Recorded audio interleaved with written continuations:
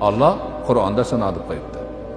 Istig'for aytinglar, Allah sizlarga osmonni baraka yomg'iri qilib yog'diradi. Sizlarga mol bilan, bola chaqa bilan madad beradi. Sizlarga meva-chevalarni serob qilib qo'yadi. Anhorlaringizni suvga to'ldirib qo'yadi. Demak, siz bilan biz o'sha mashoyixlarimizni tavsiyalariga binoan sidqidildan doim istig'for aytib yursak, mana shu oyatni va'dasiga binoan haligi narsalarni hammasini elimizga, yurtimizga Alloh taolo serob qilib qo'yar ekan. Ana bu rizq so'rash, farzand so'rash, tinchlik, omonlik, obodonlik, xayr baraka so'rashni eng oson yo'li ekan.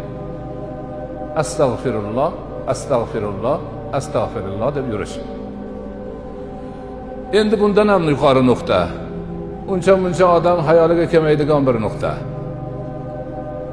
Istig'forni gunohi bor yoki hojati bor odam aytadimi?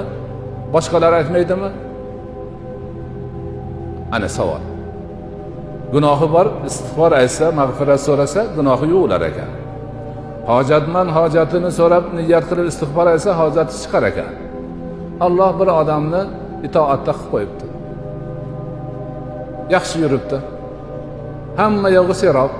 Istig'for aytmaydimi? Yo'q, aytadi. Aytadi. Mana hozir domlamiz farz namozini o'qib salom berishi bilan astag'firulloh, astag'firulloh, astag'firulloh dedilar. To'g'rimi? Odatda biz o'rganganmiz, gunoh ish qilib qo'ysa astag'firulloh deydi. Lekin bu kishi savob ish qildi. Farz namozni shuncha qavmga imom bo'lib o'qidilar. Allohga eng yaqin merojda turdilar. Boshini sajdaga qo'yib, Allohning eng yaqin bandasi bo'lib turib, farzini ado etib turib, shuncha qavmga imom bo'lib turib, boshini ko'tarib salom berishi bilan 3 marta astag'firulloh, astag'firulloh, astag'firulloh deyapti. Nimaga? Ana o'sha Allohga yaqin bo'lganda ham aytiladi. Allohning aytganini qilib, Allohga yaqin bo'ladigan amalga muyassar bo'lganda insonning ko'ngli bo'shashib qolishi bor. Bajarib qo'ydim-u degan holatga o'tib qolishi bor. Shundan saqlanish uchun astag'firulloh deydi. Ko'rdingizmi? Eng yaqin Allohga eng yaqin holatda bo'lib turib ham yana istig'for aytiladi.